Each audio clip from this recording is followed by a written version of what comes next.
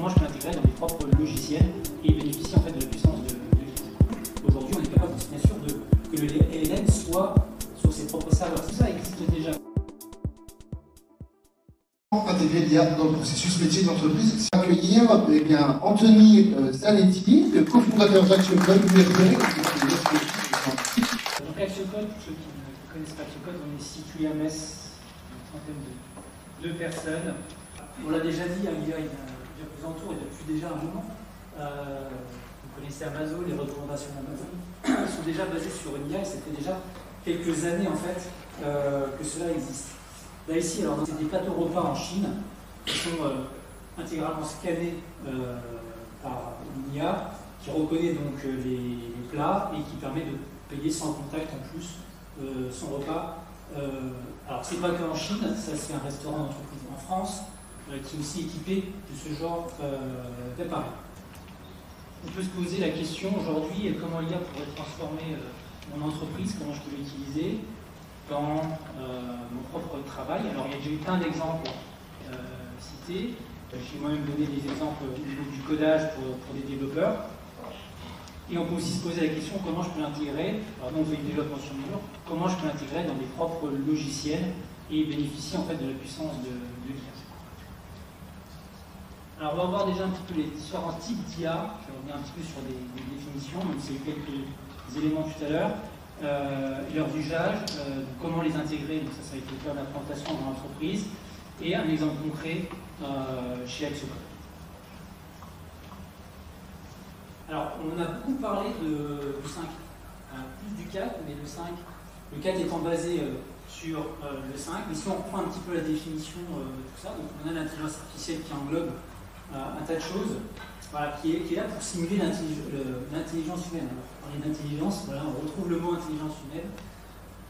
On parle bien de simuler, donc avec les mêmes mécanismes, les mêmes règles, avoir des arbres de décision, apprendre comme on l'a fait de notre naissance jusqu'à aujourd'hui, et encore aujourd'hui, voilà, on applique instantanément des arbres de décision pour répondre à une question, et on a aussi appris des choses, on a des connaissances, on a aussi appris des choses pour justement faire ces connexions avec nos neurones, et donc c'est là qu'on va aller sur du deep learning ou simuler en fait la même chose.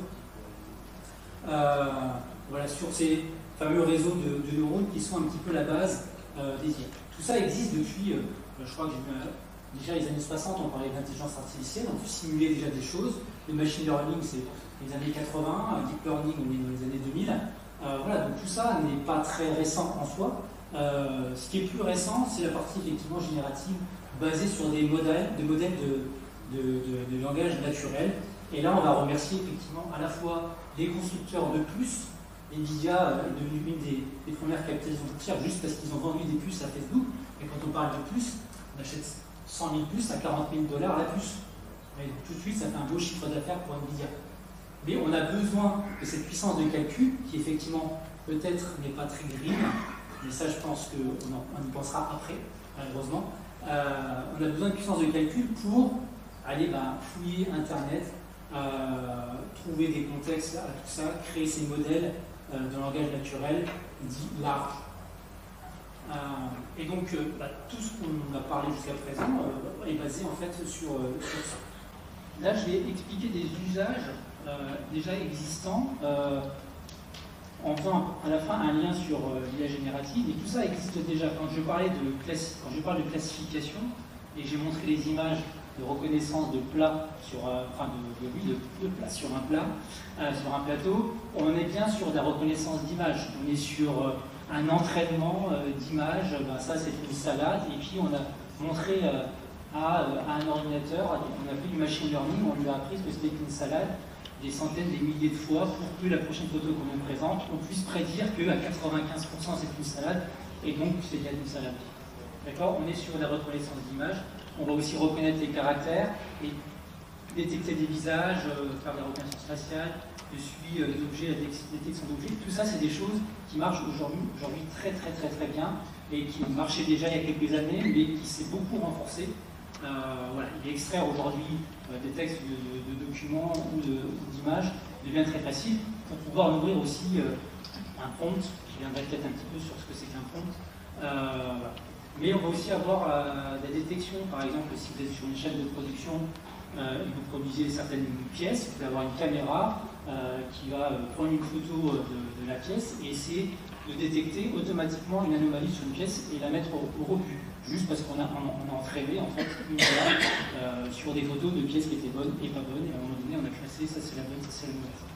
Okay, donc on est sur des choses qui existent depuis un certain moment et qui marchent très bien. Alors, la robotique aussi c'est un bon exemple. Peut-être que vous avez déjà vu des vidéos de Boston Dynamics où on voit des robots escalader, monter des caisses, etc. Alors, tout ça, c'est des choses qui sont entraînées avec du machine learning. On a appris à reconnaître des objets, on a programmé ces robots, et Kametia, je pense que c'est un bon exemple sur la partie robotique ici. Donc voilà, tout ça existe depuis déjà un certain temps. Deuxième usage, c'est la prédiction. Donc, prédire une valeur à partir de données, ça c'est un usage très répandu déjà. On va faire attention au choix des données, parce que là, quand on est en entreprise et qu'on se dit, ben voilà, moi j'ai un certain nombre de données et j'ai envie de prédire, voilà, j'ai un exemple de nombre de pizzas vendues, est-ce qu'il y a une corrélation entre le nombre de pizzas vendues et le nombre de clients que je vais avoir?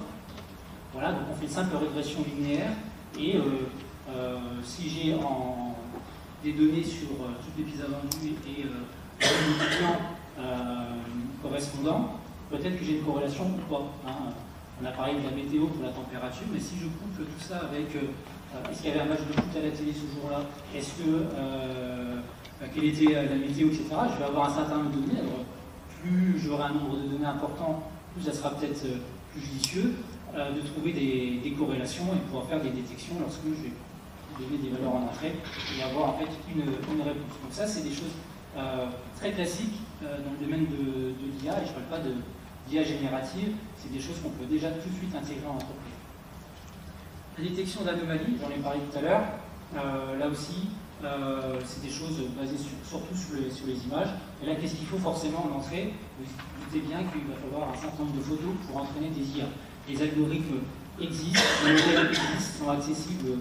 Alors, Denis parlait des différentes strates, effectivement, donc on va avoir, je parlais des puces, on va avoir l'infrastructure pour calculer des choses, on va avoir des géants comme Google, Facebook, Amazon, OpenAI, hein, qui gère ChatGPT, qui eux vont travailler sur la partie modélisation à partir des données de certaines données d'entraînement, et qui vont mettre à disposition ces modèles que nous, développeurs, on va pouvoir utiliser et intégrer dans des logiciels.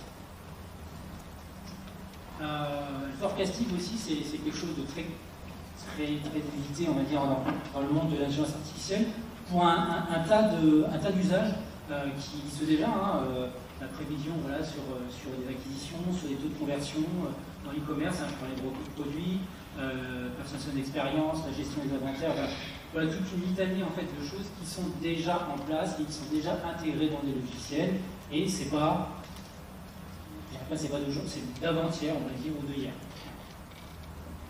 Lorsqu'on va essayer d'étudier sa capacité en tant qu'entreprise à intégrer de l'intelligence artificielle,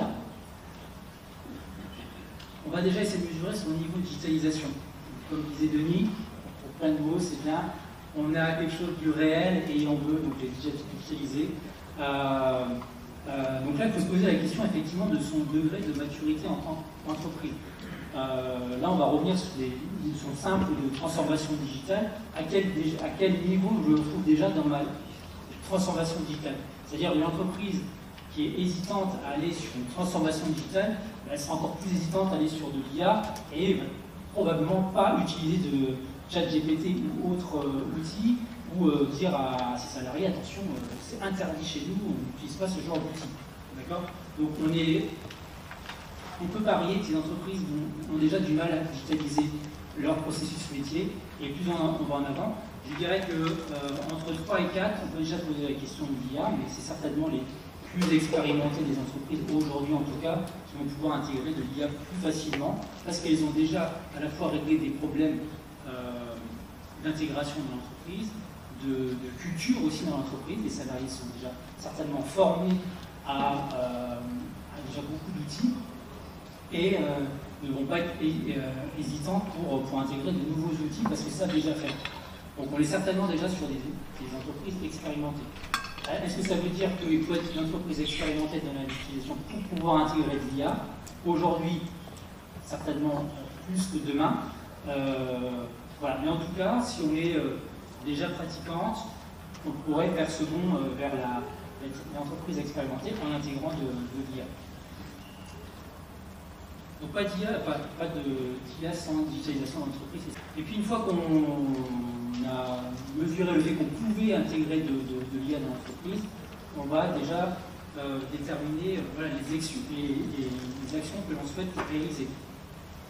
Alors, on va donner quelques exemples tout à l'heure, où au sein d'AxioCode, voilà, on va essayer de les intégrer dans le processus de développement de l'IA. Voilà, pourquoi? Pour augmenter la productivité des développeurs, pour détecter les anomalies au plus tôt, voilà, trouver des erreurs à notre place, etc. Tout ça pour avoir des logiciels de qualité. Donc, on fait ce choix de choisir certaines fonctionnalités. Pour d'autres cas, on aura besoin effectivement de sources de données très pertinentes. Si on reprend les exemples de détection d'images, forcément, c'est pas avec une image qu'on va entraîner l'IA, donc il faut en avoir plusieurs. Comment je collecte cette donnée-là? Voilà, et puis après, donc, on va choisir le support de l'IA. Alors, tout à l'heure, on parlait un petit peu de prix. Pour vous dire, par exemple, Copilot, pour les développeurs chez nous, c'est $19 par mois par développeur. Ça paraît accessible. Bon, quand on a une vingtaine de développeurs, bon, ça fait déjà une petite multiplication. Alors, comme je l'ai dit, pour l'instant, c'est que les experts. Donc, chez nous, on aura 6-7 développeurs qui l'utilisent, mais ça va augmenter. J'ai montré Copilot avec Excel, la licence est 350 € par utilisateur par an. Voilà.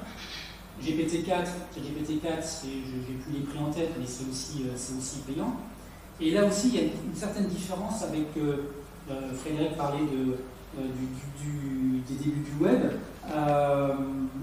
Là, les gros faiseurs ont directement eu un pricing sur l'utilisation de leur IA. Ils ne sont pas partis sur on fait du gratuit et puis après on aura le modèle payant dans quelques années. Là, ça va tellement vite et ça coûte tellement d'argent qu'ils sont obligés d'appliquer un modèle payant dès le départ. C'est aussi une grosse différence avec d'autres étapes qu'on a pu connaître dans la digitalisation. Donc, il y a quand même un choix à faire, à la fois dans la pertinence aussi des modèles. Tous ces modèles-là ne se valent pas forcément par rapport aux fonctionnalités et aux tâches qu'on cherche à résoudre. Il faut les tester et puis il y a un impact aussi financier à l'intégration. Alors, c'est là que je reparle un petit peu des prompts. Alors, généralement, on a une question et c'est cette question-là qu'on va mettre dans un prompt. Mais un prompt, ce n'est pas juste une question. Un prompt, on va essayer de donner déjà quelle est la tâche qu'on souhaite réaliser, en fait, que l'IA va réaliser pour nous. On va essayer de donner un contexte. On va expliquer en fait dans quel contexte se trouve la tâche. On lui donne quelques informations. On peut lui donner aussi des exemples de ce qu'on veut comme réponse. Et donc c'est là effectivement qu'on a besoin de savoir faire des prompts, qu'on a besoin d'informations sur des prompts, même s'il y a des ressources qui existent, et ça a besoin d'être effectivement redescendu aussi au niveau de l'éducation nationale en France en tout cas, pour apprendre déjà les jeunes à faire des prompts. Je pense que ça serait déjà une bonne initiative. Mais voilà, il y a un certain nombre d'éléments qu'on doit retrouver dans un prompt, et effectivement si on va taper 3 mots dans un prompt, on est sûr d'être quasiment déçu à chaque réponse qu'on va recevoir. Et donc ce prompt-là est envoyé à un LLM, donc ce modèle large en langage naturel, ChatGPT par exemple, Gemini, Llama 2 pour Facebook, etc. Donc des modèles qui sont entraînés sur un gros corpus qui provient d'Internet et qui est donc figé aussi dans le temps. C'est ça qu'il faut comprendre, c'est que les plus récents sont peut-être de 2023, voilà, mais on va chercher une information qui est finie. La révolution, plus tard, ça sera d'aller chercher des choses quasiment en temps réel, mais il faut bien recalculer les modèles, donc ça prend du temps. Donc bon, on prend encore près d'avoir des choses un petit peu en temps réel, en tout cas. Donc ça c'est ce que je voulais vous montrer, c'est la possibilité donc, en entreprise d'intégrer aussi des données dans le prompt. C'est ce qu'on appelle le RAG, Retrieval Augmented Generation. Donc en fait, vous avez en entreprise un certain nombre de documents qui sont matérialisés ici, les petits documents, et on va avoir des techniques, on va toujours poser sa question, et certains algorithmes en fait de RAG vont aller trouver les documents qui parlent, qui sont en relation, on va dire, avec votre question. Donc c'est pour ça qu'on passe de 4 à 3 documents, et dans chaque document, on prend simplement une partie en fait du document, et ces données-là seront intégrées dans le prompt en tant que données de contexte.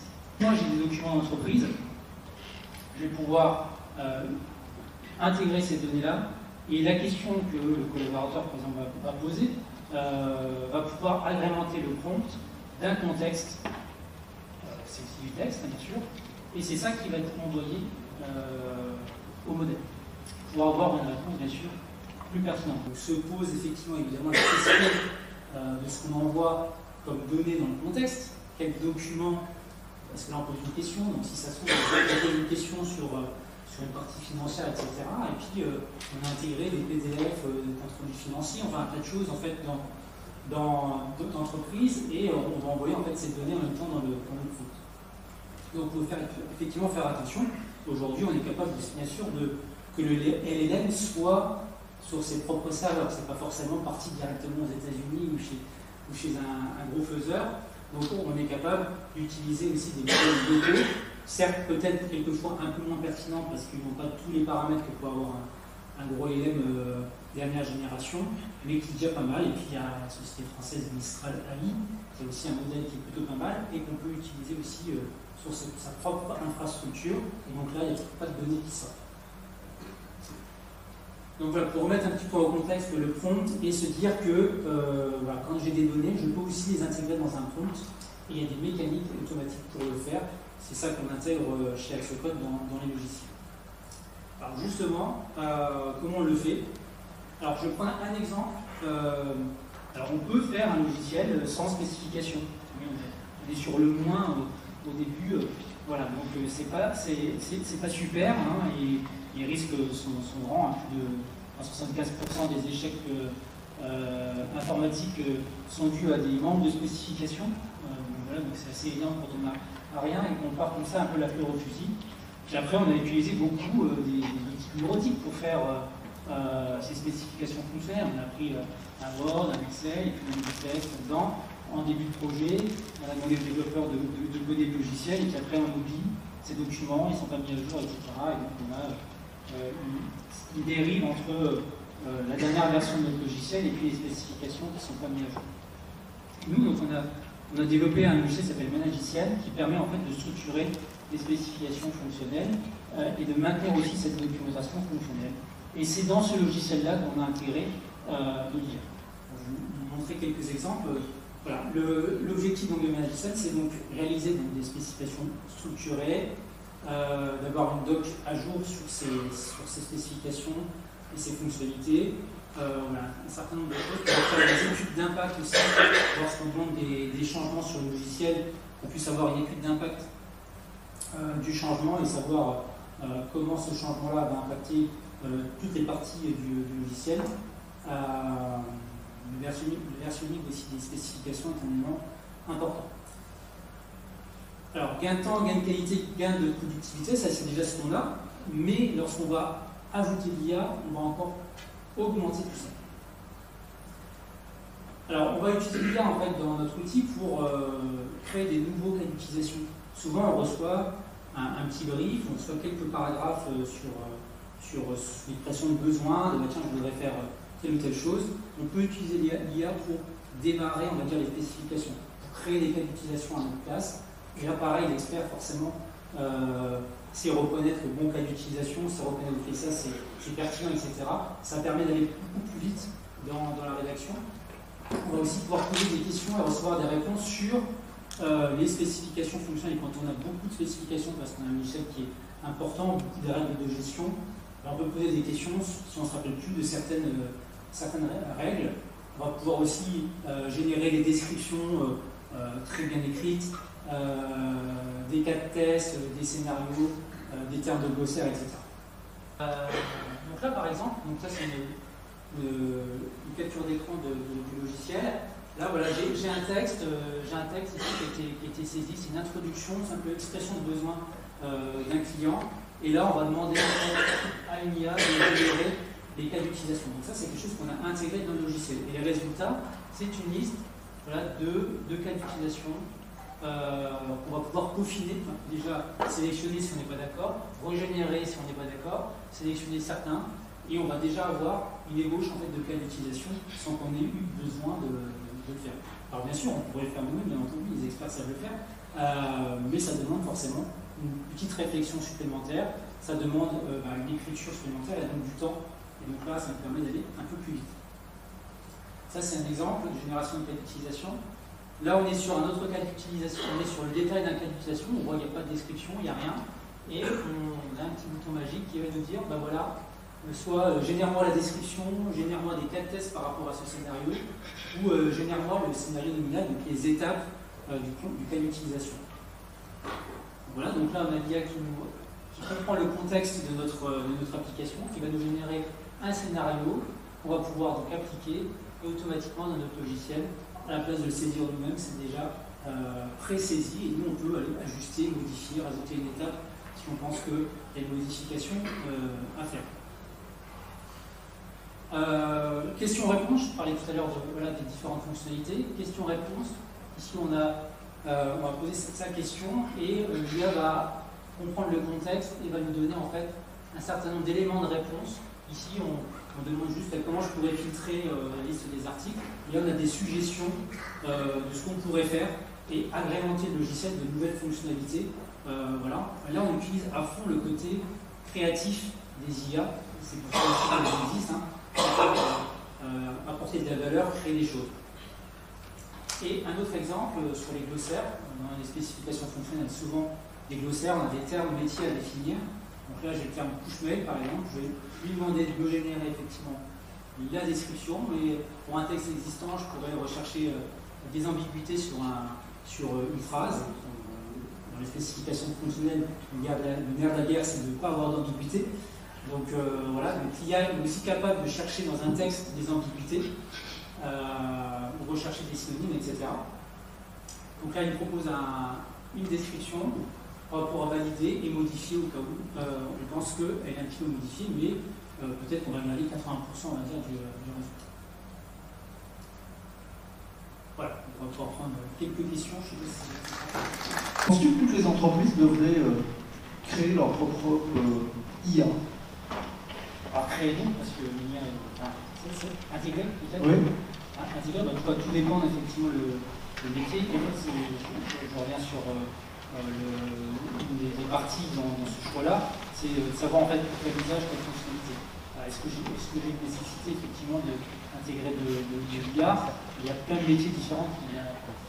Voilà, je parlais de chaîne de production pour vérifier des anomalies, dans le développement, le marketing. Voilà, il y a beaucoup de cas. Alors après, intégrer dans ses propres logiciels, dans des logiciels sur mesure, ça c'est vraiment quand on a effectivement besoin d'intégrer dans ses propres logiciels parce qu'on ne trouve pas d'outils sur le marché qui répondent et les outils d'IA, génératifs ou autres, existants ne conviennent pas. Donc on va aller au plus propre de nos données, soit parce qu'on n'a pas envie de sortir des données de l'entreprise, on va l'intégrer dans nos propres logiciels d'IA. Donc je ne sais pas, mais en tout cas beaucoup peuvent. On a un avocat tout à l'heure qui va nous parler de légal, et je pense que développer ou intégrer sa propre IA, il y a peut-être aussi des contraintes avec certains de tes clients par rapport à l'utilisation de la data. C'était un des secteurs où des choses qui t'ont permis d'influencer sur le fait d'intégrer ta propre IA ou pas? Là, on est beaucoup dans le prototypage. Donc, lorsque on va tester d'abord avec des modèles existants et qui nous permettent en fait de tester rapidement les choses, et après effectivement on va intégrer sur nos propres serveurs, etc. On voit qu'on a gagné des choses. Et l'IA sera aussi, dans notre cas, beaucoup plus pertinente lorsqu'on va entraîner nos propres modèles sur des spécifications, par exemple, lorsqu'on va avoir beaucoup de spécifications et qu'on va entraîner en fait un modèle spécifique pour rédiger des spécifications fonctionnelles, on sera encore plus pertinent. Donc déjà là, on est sur on a tout à disposition aujourd'hui pour prototyper, donc on va déjà essayer de le faire avec des données qui ne sont pas trop des données de clients, mais effectivement, dès qu'on va passer sur une phase plus de production avec des données clients, là on sera obligé de passer en fait sur un modèle un peu plus, sur nos propres infrastructures. En tout cas, il y a des vrais enjeux derrière. Merci à toi pour cette réponse. Je crois qu'il y avait une question. Comment on s'assure que la donnée qui va être traitée par le modèle, et notamment via le RAG, du coup est bonne en fait. C'est ça l'enjeu majeur, je pense, et le défi de pas mal de boîtes. Dans nos expérimentations, la difficulté, elle est là-dedans. C'est-à-dire d'arriver à retrouver un contexte, et passer ce contexte à un modèle, le RAG, c'est là le plus difficile. Parce qu'il ne faut pas oublier que ça ne parle que le langage naturel. Donc le prompt est en langage naturel. Donc il faut qu'on crée en fait. Alors là c'est caché dans l'interface, mais derrière pour chaque usage que j'ai montré, il y a un prompt spécifique qui est taillé pour répondre juste à ça en fait. Le prompt n'est pas juste la question que je pose. Le prompt a été fait pour chacun des usages très spécifiques en fait à l'usage. Là, on revient sur l'ingénierie du prompt et la qualité du prompt pour avoir une réponse pertinente, effectivement, et tout le contexte qu'on peut passer. Parce qu'il y a certaines fonctionnalités, on n'a pas besoin forcément du gros contexte, mais pour d'autres fonctionnalités, effectivement, on a besoin d'un contexte précis. Et aujourd'hui, dans la partie recherche de contexte, beaucoup d'algorithmes sont basés sur la similarité. Donc quand je vais mettre une question, on va prendre les quelques mots-clés de ma question, et on va chercher des morceaux de texte similaires aux quelques mots-clés. Et donc, quelquefois, ça ne marche pas. On va chercher des morceaux de texte des documents qui ne correspondent pas, en fait, à la question. Parce que juste, c'est une recherche par similarité. Il y a d'autres moyens aussi de récupérer les données avec des graphes, des bases de données de graphes, etc. Un peu plus, ou directement dans une base de données SQL.